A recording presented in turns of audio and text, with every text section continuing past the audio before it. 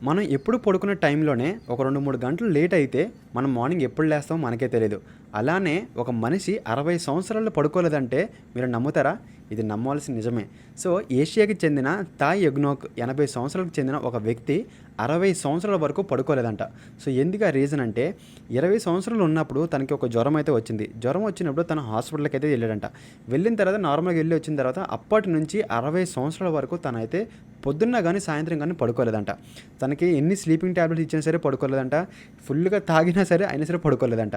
So, ఎంతమంది డాక్టర్ల దగ్గరికి వెళ్ళినా సరే తనకైతే ఇంకేదో జబ్బేదో ఉందనేసి తనింకా సైలెంట్ అయితే అయిపోయాడంట. తనకి ఎంతమంది దగ్గరికి వెళ్ళినా సరే తనకి విరుగుడైతే దొరకలేదంట. సో, అతను ఇప్పటికీ గూడా మార్నింగ్ ఈవినింగ్ తన వ్యవసాయ పనులు చేసుకుంటూ పడుకోకుండా అతనే పనులు చేసుకుంటానంట. సో, ఇలాంటి వాళ్ళు కొంతమంది అయితే ఉంటారు ప్రపంచంలోని. సో, ఇలాంటి ఇన్ఫర్మేషన్ వీడియోస్ మన ఛానల్‌లో రోజుకొకటి అప్‌లోడ్ అవుతున్నాయి. సో, మీరైతే మన ఛానల్‌లోకి వెళ్లి చూసి లైక్ అండ్ సబ్స్క్రైబ్ అయితే చేయండి. Until then bye.